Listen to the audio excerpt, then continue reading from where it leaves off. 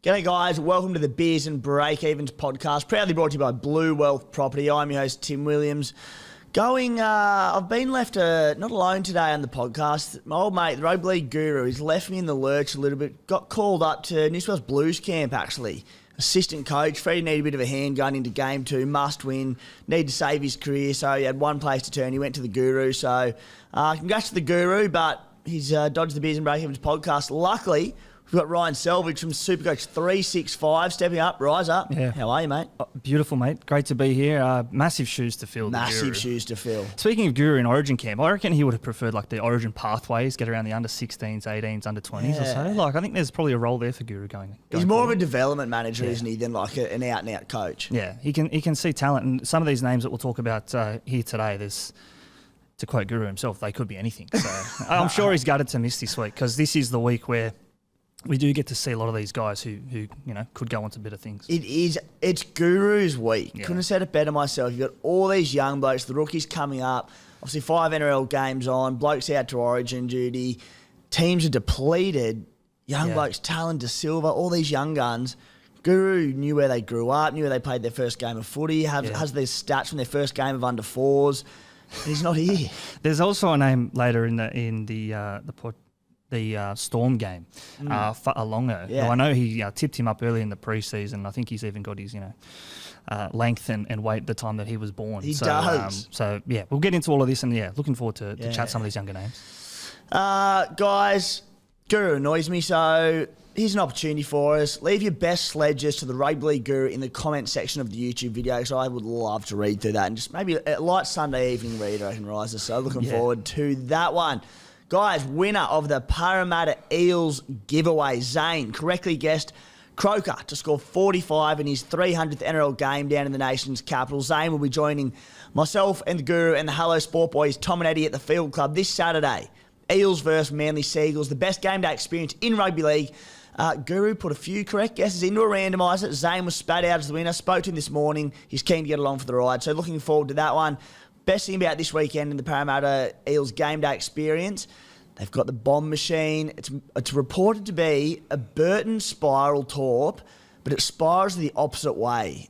Unbelievable. Guru is about 2 million to 1 to take that. I will be filming. I will be sharing. Cannot wait for that one. Shout out to Parramatta and Combank Stadium for putting on this unreal opportunity at the Field Club. Now, rise up. Let's get stuck into it, mate. Yep. Score from round 15. It was a mad week. Yeah. Like, all these guns went down. Yeah. Some sides were not so much short, but certainly short on quality. How'd you get through it? 12.67, so a little bit lesser than yourself and Guru here as we look in. But I was disappointed because I had Cody as vice captain originally, and then when he was ruled out, I probably didn't take full advantage of that.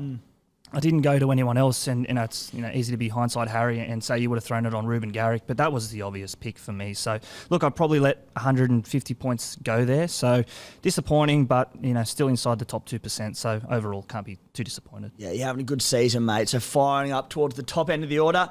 Myself, 1,299 points, dropped. I thought I actually might see a bit of green this week. I was going through the scores at the end of the Sunday evening. Short a lot of sub-1200s. There are a few. I was actually over 1,300, and then Mitch Moses downgraded like 10 points. Right.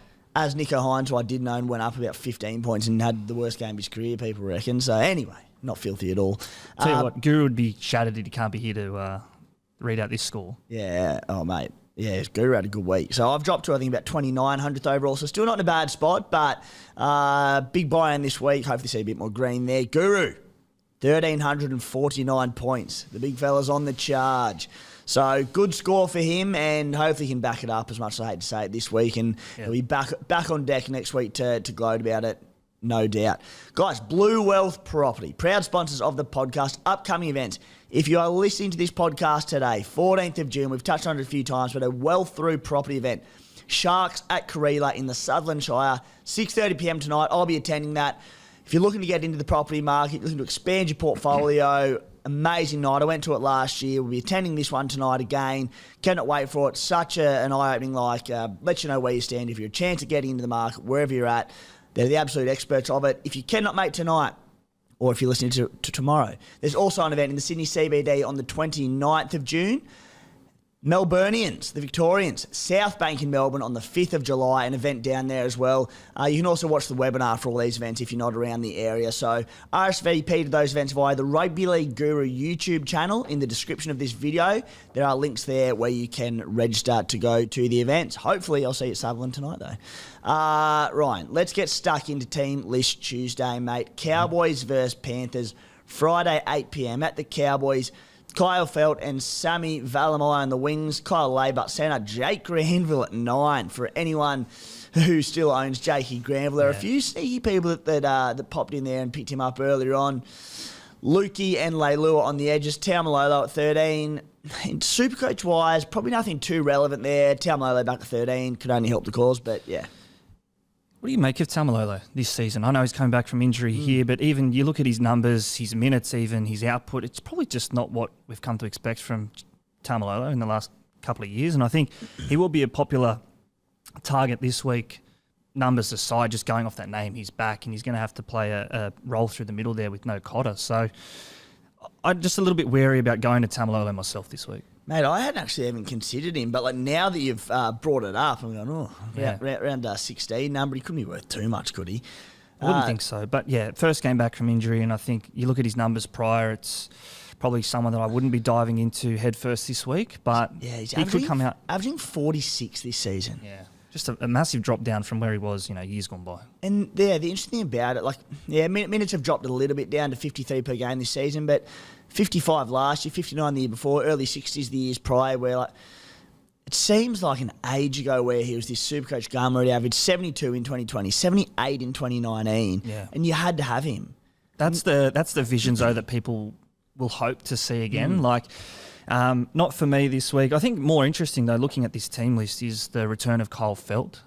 Was he dropped against the Storm a few weeks ago? Was he rested? Because I think Sammy Valemai, to that point, will be someone that people may be looking to this week and weeks to come with that massive score in his rolling average. That's it. He got the hat-trick in his first game for the club, the former Canberra Raider. What was it? He turned up 114. Look, I'd be worried. They get the Panthers at the optimal time with all their Origin players out, don't they? Negative 27 break-even. He's awkwardly priced at 384K. If he had another game under his belt and that break-even, I could do it. But, Sammy was terrific in that game at Melbourne, but there was also one standout moment in defence where he let a try through that was really, really soft. And there's a reason he hasn't played more NRL before. Now, that's not saying that he can't mature a lot like any young footballer in the top grade and lock down a spot in the NRL. But with Murray Taulagi and Kyle Felt there, I just think it's too risky. Yeah, and I think interesting as well to see what side that they line up on, because Valemai in that game that we speak of there was a right side winger. Kyle Felt predominantly a right side winger as well. So who goes to the left? And I think that could then tail into who is Scotty Drinkwater feeding. Drinkwater's been on fire the last 5 or 6 weeks. So good. Probably someone that we haven't even mentioned throughout the season. Drinky, I think just off the back of the Cowboys' form, you tend to go away from teams that are struggling, particularly attacking players. I'll tell you another with Scotty Drinkwater. Round 2, he had that 1 point game in 70 minutes against the Broncos. People sort of put a line through him and were like, don't even consider him. Everyone went cold on him, but since then, he has had a low score of 44, and he's had 3 tons since then. Missed round 3, 4, 5. He's averaging 70 points, 796K. Hard to knock what he's doing. He's got a 3-round average of 105. You take out that one, and that season average is closer to 78. So that's upper echelon of fullbacks. I think looking ahead to the Cowboys fixtures, the last month, I know they do have a bye, but I think they also play the Sharks and the Dolphins.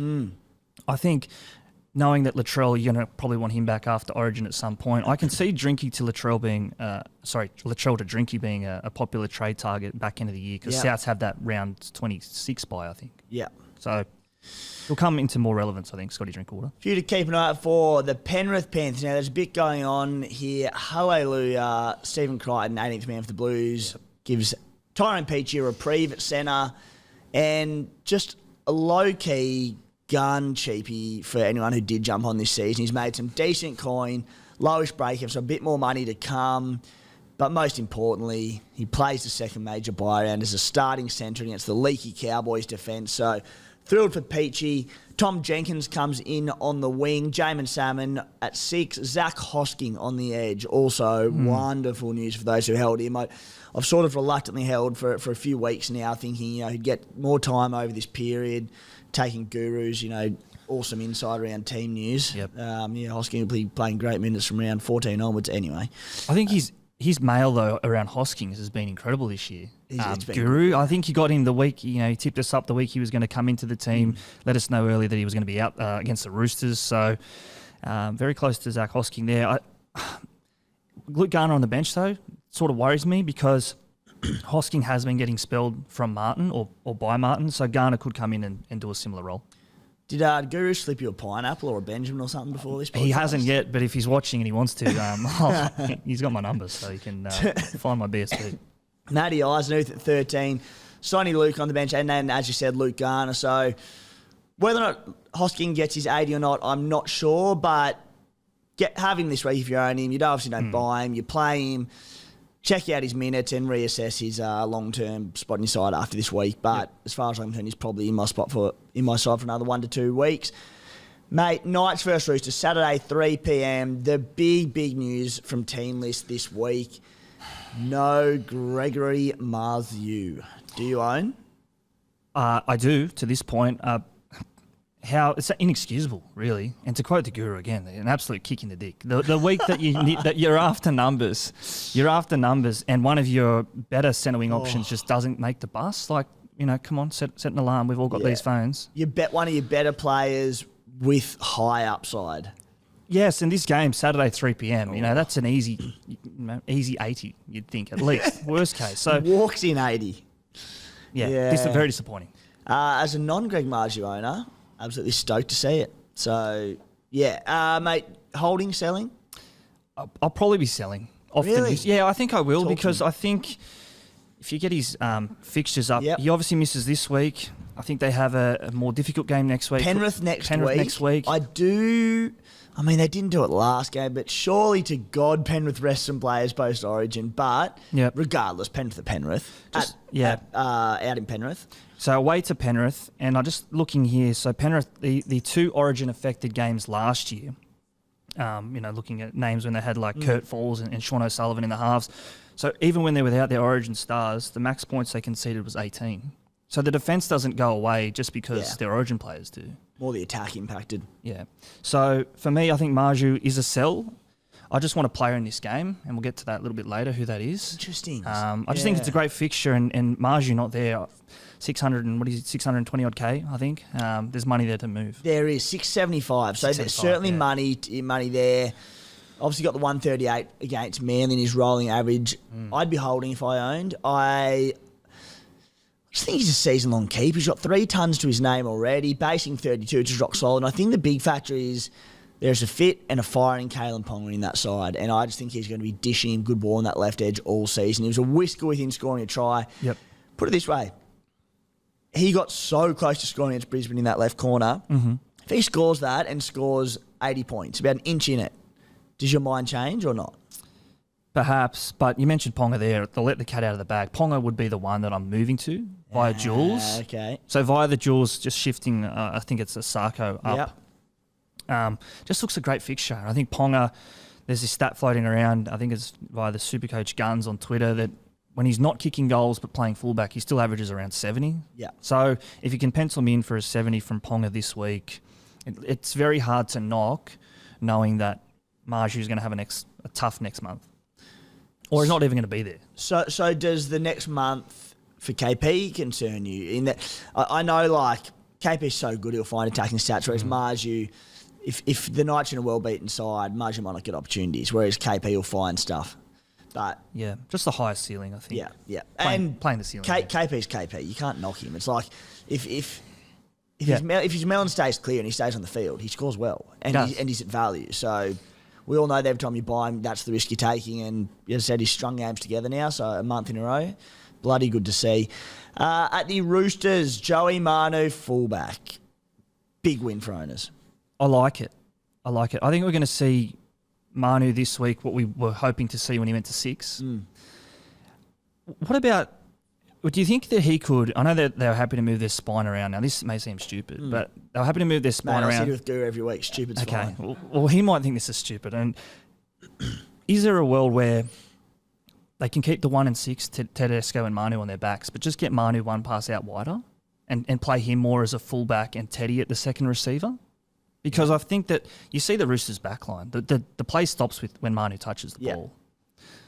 Just an idea. No, I don't. If you're on first thought, I don't mind it much at all, in the sense that Teddy jumps into first receiver all the time anyway. It's like he should be sweeping out the back all the time, but he just wants the ball so bad, just wants to get his hands on the ball. He ends up there anyway, and Manu is just not a 6, full stop. So, and I'm with you. I think we've seen the last month that it gets to him, he doesn't pass it, it's not his game. Like, you don't expect him to. And he's in two minds thinking, I'm meant to pass, I've got a directive to pass and feed my outside backs, but he just doesn't do it. Fullback, it'll be get the ball and run. Yeah, and it's either that tip on to the centre or he goes. Yeah. Tedesco, just on that point, 2021, that was when they had the stack of injuries and he sort of jumped in at first receiver a bit more, first, second receiver. 738 receipts that year, touched the ball more times than ever in his career that year. 22 try assists, that was a career best as well. So you can see when he gets a little bit closer to the footy, a lot of people want Tedesco out of the play recently, get him away from the ball. He's doing too much. I think he needs to do more at the Roosters. I like it. I'm a Tedesco owner, so I'm happy for him to do more. Teddy, get involved, mate. Yeah. Joey Manu, match one there. Another big one. Billy Smith at centre. Didn't play last week. Another big win for owners because it's a match-up against the Leaky Knights fence where, I know he's let us down a couple of weeks in a row, but he could also go 80 to 100 this week. I don't care if Billy scores 40. He's a number this week, and I think that's, that green light's on. That's all we're hoping for this week from Billy. There's enough people out there selling. Mad. No. Just on a week where you have a player playing, to the point around Marju, if he's playing this week, I'm not selling. But, yeah, Billy's there. You got to play him. And he's like 386K. He could so easily knock out an 80 to 100 this week and earn another 150K. Just hold it. Sandon Smith at 7, Nat Butcher, front row, Satili Tupanua on the edge, Natafu wide at 13. So, yeah, big going on there. Guru's actually put these team lists together for me very kindly as well, and I'm reading through them. So if there's any stitch-ups here, which there's every chance, it's his fault. Parramatta Eels, Ryan Madison at 6. That's got to be a stitch-up, mate, surely. Maddo at 6, Dion Arcee at 7 was outstanding last week. Yeah. Slotting in for Dylan Brown. Geez, he played good footy. I wish he was a bit cheaper in Supercoach, but unfortunately not. Rugby league loves stories, doesn't it? And Jake Arthur back at Combank against his old mob, like a couple of weeks after he's gone. Wouldn't they love to have him this week, the Eels, and trot him out in the halves?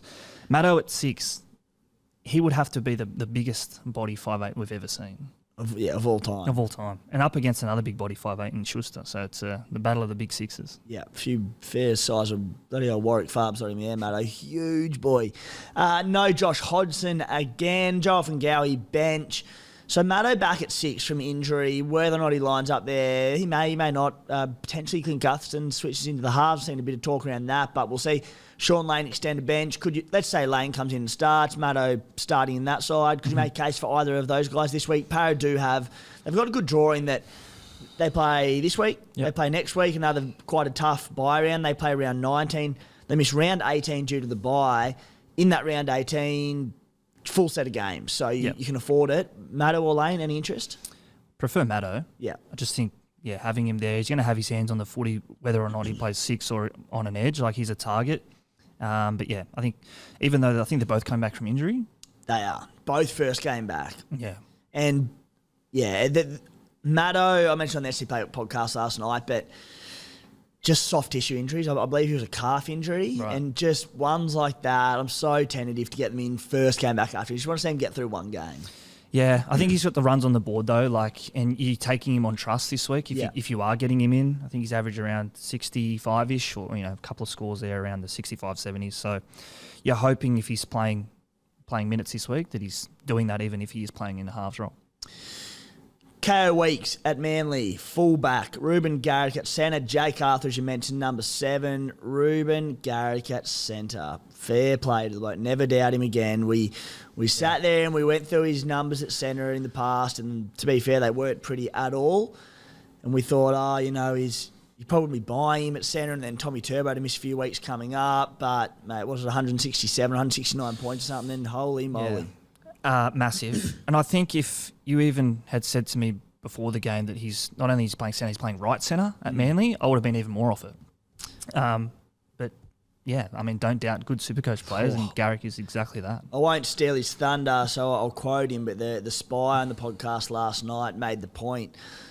Left edge where he normally plays, and when he does play centre, he'll play left edge centre. Josh Schuster goes to the line, squares up, plays out the back to a sweeping Tommy or whoever it might be. Right edge, Dalich Evans, that flat ball, cuts out the back row to Garrick, and he just got that clean, crisp service from DCE, and that was the difference, I think. It's funny because if you take this back 2 years and you thought of Ruben Garrick off that left wing outside of Turbo and you put him anywhere in that back line, you wouldn't want him. Even, because that was such a focal point in their attack, that Turbo cut out to Garrick, he could be even better at right centre. Potentially.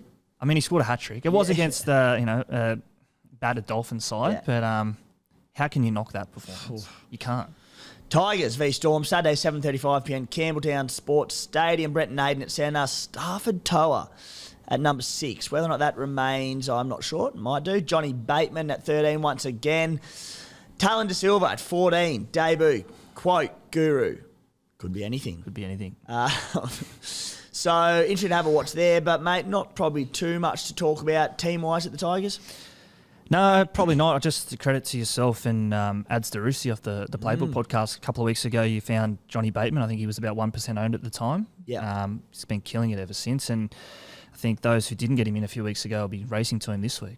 Playing some good footy, big minutes across lock and edge. So it all bodes really well for Johnny Bateman. It's not too late to buy him. At the Melbourne Storm, George Jennings on the wing. Jonah Pezzett comes back, I believe it's first game back from injury at number 6. Yep. Bronson Garlick at 9. Tarek Sims on the edge, mate.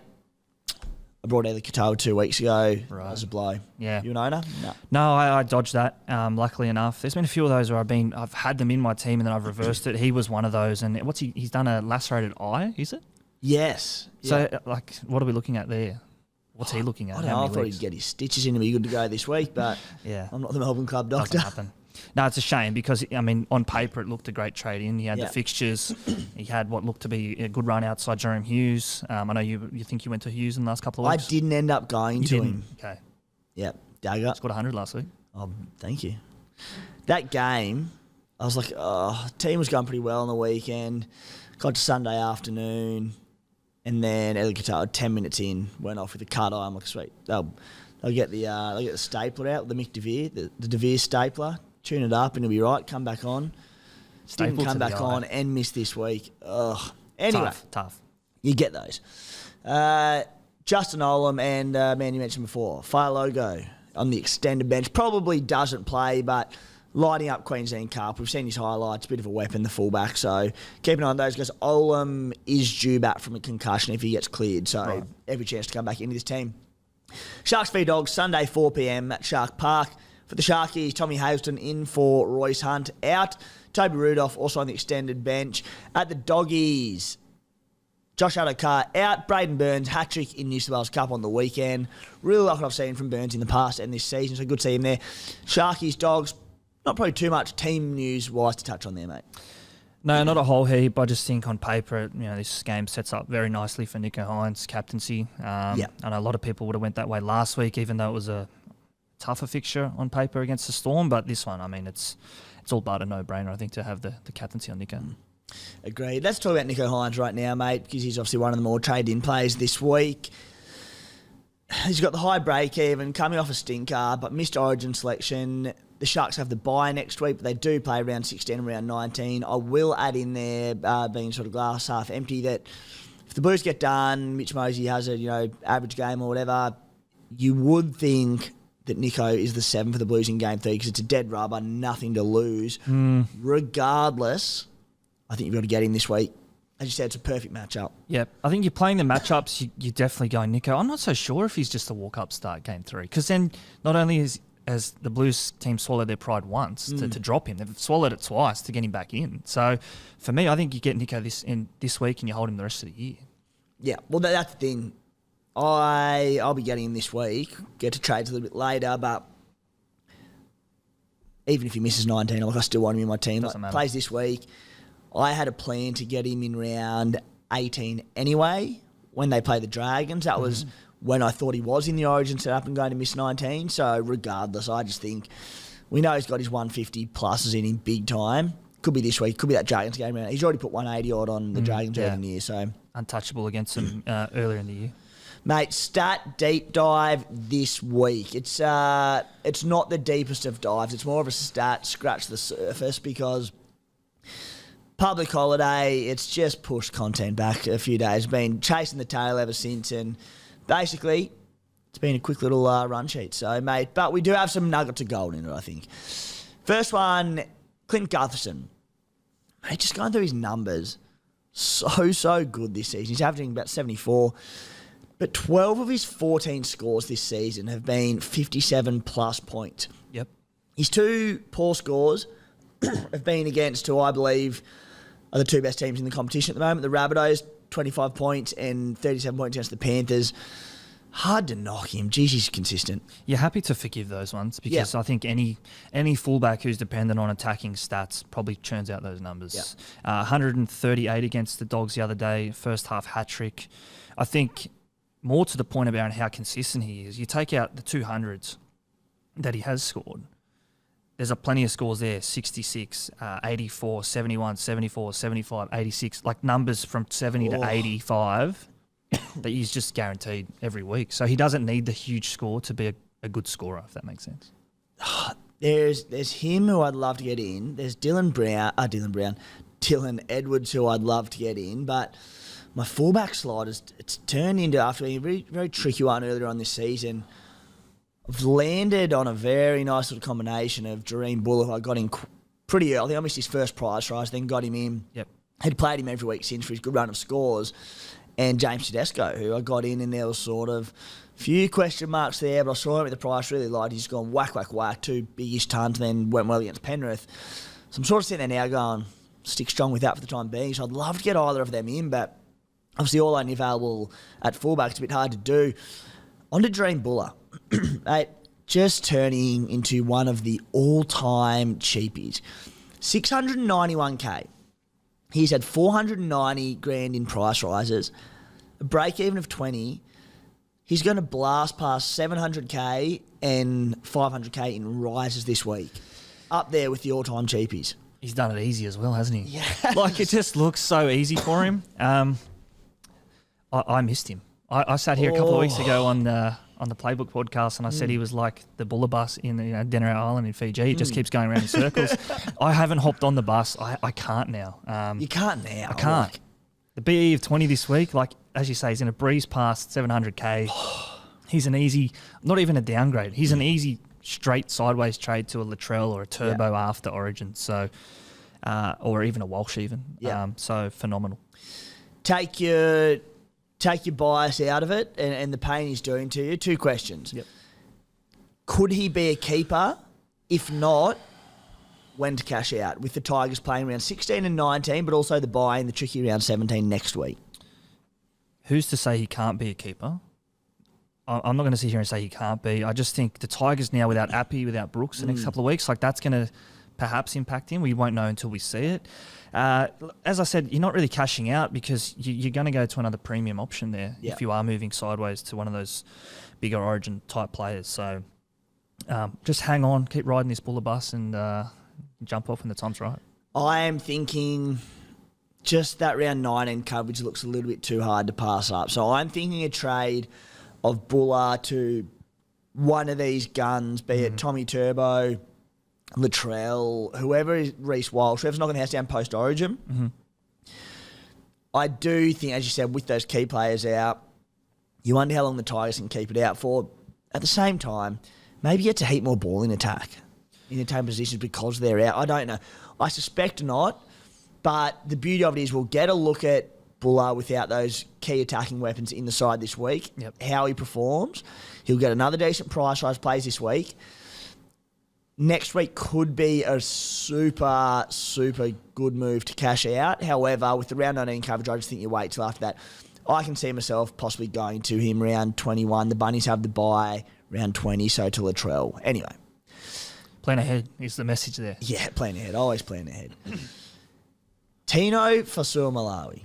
Speaking of ones that I had looked at throughout the year, but as I said, I've said time and time again, front row's not a position I pay up for. 6-round average of 63 in base stats. Yeah, you'd take that even as his final output. With nothing else, 63, you'd take that. He scores tries though as well, doesn't he? So that number, that average, what is it now? I think it's 75. Yeah. I actually bought him last week, Tino. Considering Origin, like wow, good play. It was, because I know coming out of Origin, hopefully he backs up this week. If he doesn't, it's not the end of the world. I've got Tohu, I've got Tarpane there that I can make work. But how can I not be with someone like Tino? Good God, 108, 103, 93. He's passed 3 scores. Yeah, I do think it's a bold purchase. I mean, it's paid off because you've got 93, only because if he plays good minutes in Origin, does he play fewer minutes for the Titans? The thing is, the Titans play the Sunday game after Origin 2 and 3, so that bodes very well for him. Like, I believe they have the 3-day backup after Origin 1, and he still played good minutes.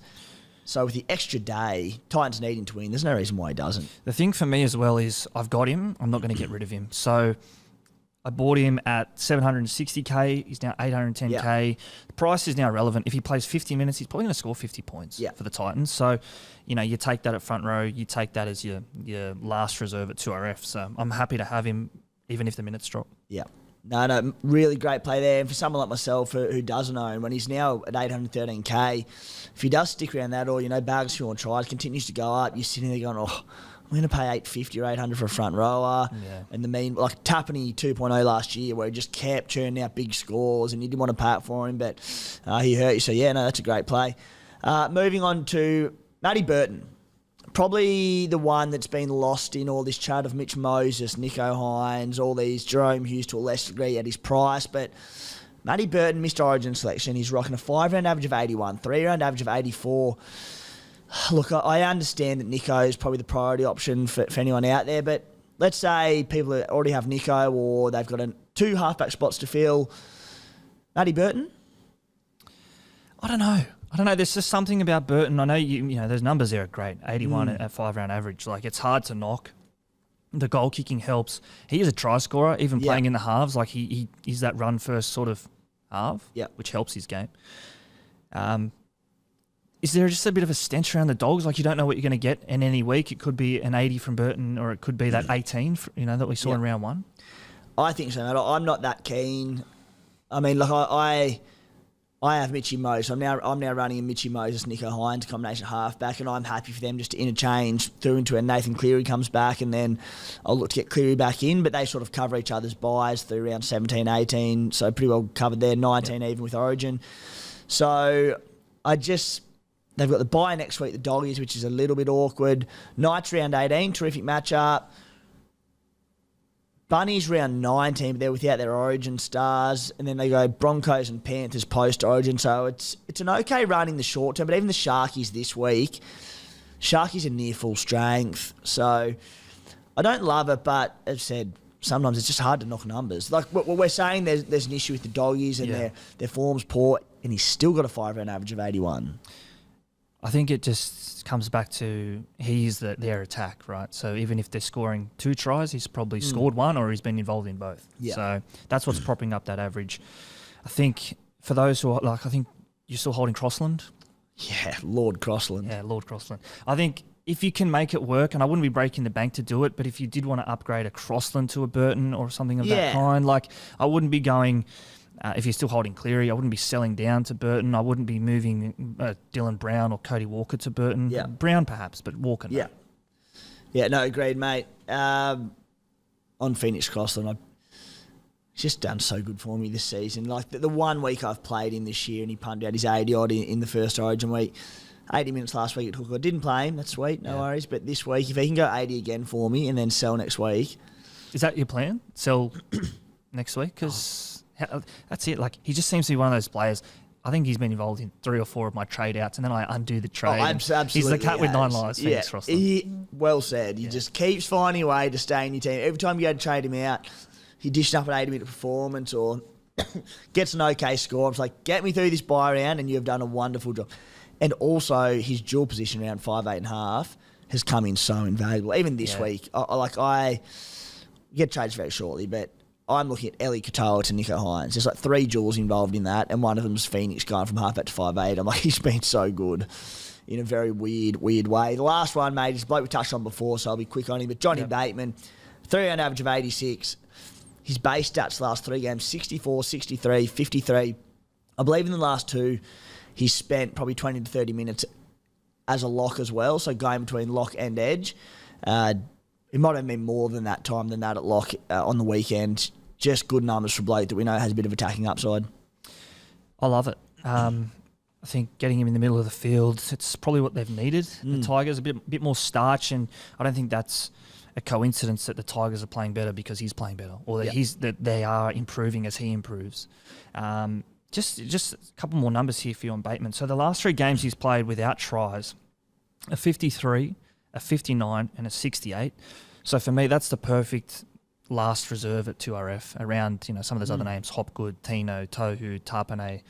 He just slots in there nicely. You can play him on weeks when those other guys have buys. Yeah, awesome options. Like that 18 buy, right? Hopgood's not going to be there. Bateman's probably that perfect guy to come in. Yeah, rate it. Few questions, mate. First one from Daniel Tracy. And he says, when's it time to start culling mid-ranges or fatten cash cows to guns and nuffs, as we will have to build bank? Now, I think it's a bit of a general question early on. The point that I wanted to get to, though, was nuffs. And it really interests me talking to Supercoach experts out there and getting their thoughts around nuffs, because everyone has a different attitude towards them, and they can be so vastly different. I'm strongly in the corner of I don't like them really at all. Maybe around that last major buy-in where you're looking for an extra number and you're looking for a dual position and to get a bank of cash to use post-origin to get guns back into your team. Maybe one of them there I can get around. But we look at last week where we lost Dylan Brown, Dave Fafita, Nathan Cleary, Cody Walker, Jack DeBellin, Billy Smith, Zach Hosking. Depth becomes key. And just like that was middle of the year. So I'm not a big nuff man. Where do you sit on them? Sorry, and when we talk about nuffs to anyone, general listeners out there, it's essentially these bottom dollar guys that are around 200K who you can bring into your team, get a big bank of cash.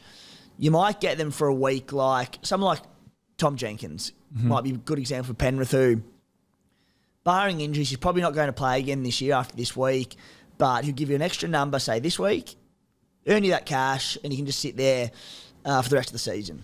Where do you sit? In the pure sense of enough, like they play 1 week and never to be seen again. Yeah. Like the genuine enough. I think if you're doing that, I personally wouldn't be trading someone in who I then intend to trade out again. So, for example, like a couple of weeks back, I got in Blake Wilson of the Dogs. He played that week. It allowed me to get in... who was it? It could have been Tohu Harris, I think. So it sort of was like one of those 2-for-1s. They play that week. They're a number in a bye week. I was hoping that they'd be here this week. Blake Wilson, that is. He's not.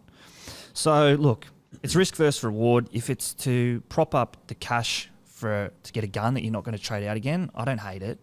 But if it's, you're clamouring for a number that may not be there in 2 or 3 weeks' time, that's where I don't like it. Yeah. Especially this season where there's a bye every round, like it makes it tricky. Yeah. And on top of the 3 major bye rounds, there's 3 minor bye rounds. Like, I just think if you're going to do it, I'd be waiting till round 19 for an extra number. Yep. And if not, then like even after that 3rd minor bye round in round 20. So yeah, not for me. But look, I can see why people do it. But geez, fire! There's just so many reasons people can be ruled out of games these days. And yeah. I think someone like, take you back a few more weeks, when I got in Val Tafade. So he'd had that 90 against the Sharks. I was of the belief that if he never played again, I didn't really care. Yeah. Because I was happy to sort of finish with him there, bottom dollar cheapie at centre wing. It allowed me to make moves elsewhere. He looks like he's come back into some relevance. He scored a 40 last week. He's made some cash. But, yeah, just be prepared for them not to be there is what I'll say. Yeah. Mate, a question coming in from Caleb Gibb. Is Jake Turpin the answer to our Sonny Luke problem? So Turpin, 307K, negative 10 break even, played 80 minutes against the Panthers on the weekend for 55 points. Rate him, hate him. Where do you sit with Jake Turpin? I'm a bit indifferent with Turpin, and that's purely my circumstance. I've been running with two of, I'll call them gun hookers the whole year. So I started with Robson Grant, now Robson Cook.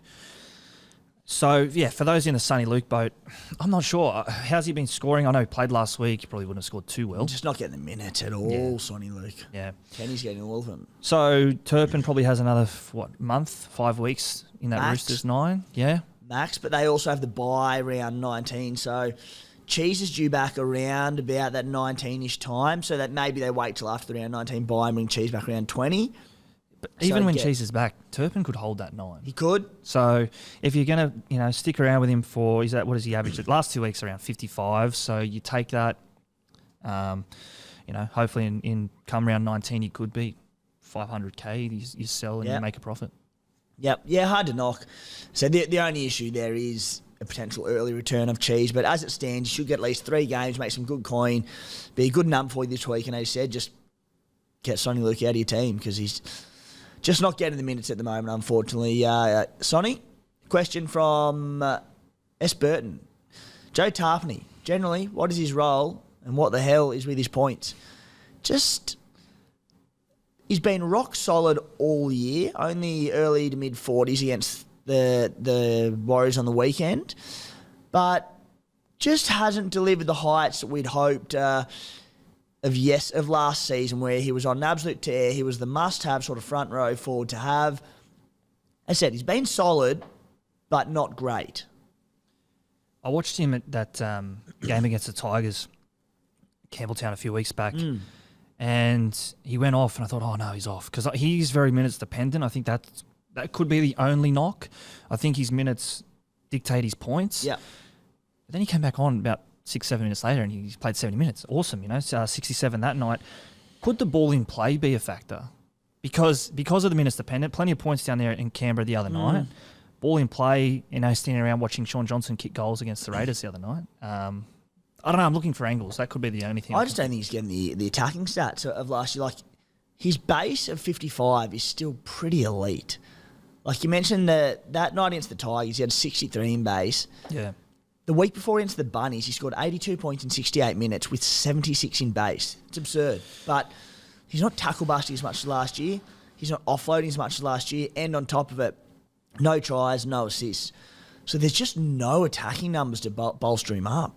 Do you reckon that's a directive from Ricky to put the offload away? Because that first 6 weeks, he didn't offload the footy. Yeah, I do think it's directive. I don't understand. You can see them in tackles at times where they just have every opportunity to pop it out the back and they don't do it. And I just think that has to be directive based. Like coaches would say, let's get the same phase play going, or they say, no, let's play high percentage football, keep it under the arm. So, look, I don't know. He does tend to build into. His minutes have been a lot better the last 3 weeks, averaging around about 65 to 70 in time. So. Hasn't scored a try yet as well. So don't forget that. Like when the tries come, we've seen it with Tina. Yeah. Suddenly 2 or 3 weeks, he could score a try, 2 tries, and we're thinking, wow, how do we not have Tarpane? Correct. How do we miss this guy? And to think a bad year is him averaging 62 and has been rock solid in a front row forward position that's been a bit up and down this season. So I think you just hold him long term. And, the Raiders play round 19 as well. So obviously good coverage. But, yeah, just back to that point around ball in play, and I don't want to harp on, but the Sea Eagles game where he scored a ball at 47, Tarpane, Manly scored 7 tries, and then again the other night, the Warriors scored 6, and 2 of his lowest scores. I don't think it's a coincidence that that could be a factor. So Raiders defend. And then again he defends. The Tigers aim up at Campbelltown, 1-point game in the end, and he scored a 70. Yeah, nuts with enormous base. So it's a fair call. Question from Jacob S. Hey guys, this is a good question and a boat a lot of people will be in. Hi guys, my 2 halfbacks are Moses and Hughes. I got Moses in last week and Hughes the week before. Do I fade Nicho or do I sell one of them to Nicho? Geez, it's tough because you feel like you're wasting trades there around Moses. So tough. Because of those 2, Moses probably has to be the one to go suddenly because doesn't play this week. They had that 18 bye. Does he back up 17? Yeah, 3-day turnaround from Origin on the Saturday. I think he does. Provided he gets through Origin, I think he does because Para need twin games and they don't have a half with Brown out as well. But if you get some knocks in Origin... They got Maddo at halves. Oh, Jesus. They got a half. They got a massive half. No, but of those 2, Hughes, as we say, is starting to catch fire. They have a bye next week. Storm potentially. No, they're done. No, they finished it? no, 19. they've got 19. 19 bye. Okay. Nicho plays that week, doesn't he? Yeah. So yeah, suddenly there's an option there that swings it against Hughes. It's so hard. Toss the coin. Heads, tails. Heads, Moses. Tails, Hughes. Yeah. But you're saying you would trade one of them for Nicho? Well, it depends maybe how many numbers does he have, because he doesn't need a halfback this week. And then you get a look. If Moses doesn't play next week, then maybe you make the call. But then you're risking Nicho 150 this week. Yeah. So. God, it's a tough decision. You'd feel sick trading him, but you'd feel equally as sick not owning Nicho this week against the Doggies. And like we say, the knock against Hynes not being picked for Origin was that he bullies the bad teams, in inverted commas. Sunday at home against a bad team. This could be anything. Yeah. Oh, mate, trades and skippers for NRL Supercoach round 16. We'll touch on the Gurus firstly. No trades, he says. Absolute coward. He's got 15 players already, so he's stacked up really well. Already owns Nicho Hynes, so fair play. I'd be holding fire too. Skippers, he's got VC, Kalen Ponga, C, Nicho Hynes. What are you looking at? Much the same for me. Bringing in Kalen Ponga this week, and I'll just have a look at my trades here now. Ponga in for Marju, so just taking advantage of that night's game at home against the Chooks Saturday afternoon. I just think it's a great game for Kalen. And then Connolly, Lemu, Elu out, and Johnny Bateman in. So that allows me to go VC on Ponga. I think Hynes is the obvious captain as well. Beautiful. For myself, I have, 13 players at the moment. Looking at one trade, and that's Eli Katoa to Nicho Hynes.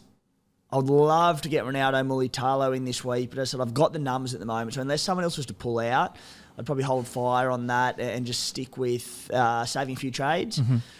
If someone does score really poorly and goes a sub sort of 25, I might look to make another trade to bolster that, but pretty happy with where it's at the moment. VC will be pretty easy ones for me this week. So captain Nicho Hynes, VC Joey Manu for the Roosters. I think that look like pretty knockdown options, so that's what I'm running with. Do you own Ponga? No. Okay. I was going to say, if you did own Ponga and Manu of those two, because they're playing the same game. An interesting one. Just on your trade situation, how many have you got left? And is there a week, is it feasible where you can make, I know Guru's doing it this week, no trades. Like, have you budgeted for a week with no trades in the run home? Not so much budgeted for none. However, I said happy to do one this week as it stands. Next week, numbers pending. My numbers look pretty good for round 17, even with the 3 sides on the bye. So could easily go no trades next week. And I've also, because of injuries to other key players, I've held on to like a guy like Dave Fafita, who I still think is a genuine sell option. But I've held Fafita, got Nicho in this week. My fullbacks are going very well. I've got Harry Grant still at hooker. So there's not a heap that I need to get back in. So I'm pretty happy with where I'm placed. You said you wanted Ronaldo and you think Fafita's a sell. Could you go via the Jules? That's the one that if something drops, it might be that. I just think when I can cover Fafita this week, I'm happy to cop his price drop if he gets benched coming back after Origin 2 or 3 and plays 30 minutes in. You know what? I'm really happy to bench him in my side and not play him, but save the 2 trades. One to get him out, one to get him back in. He's a keeper. So I think they don't have the last bye is around 17, the Titans. Yeah. So they play the rest of the year. You're going to want him most weeks. I can't help but think, though, a few weeks back when you said that Ronaldo hasn't had that 150 game yet or that 130, conservatively, could this be the week? Against the Doggies at home? I said I want him. Yeah. But it just doesn't make sense. So round 19 bye for the Titans. As I said, they do play the Sunday, so maybe he does back up and start for them. They need wins. Yeah. So, I couldn't justify doing it. However, I am eyeing it a little bit. I'm eyeing a potential Mulitalo, but we'll see, mate. Hey, we'll wrap that up there for NRL Supercoach round 16. Ryan Selvage, thank you very much, mate. Once again, where can they find Supercoach 365? Yep, across the socials, YouTube, just search Supercoach 365. Pleasure to be here and have fun out there Saturday night at Combank. Sounds like a great night. Guru under the high ball is going to be one of the great sights. Yeah. Cheers, guys. Thanks for tuning in.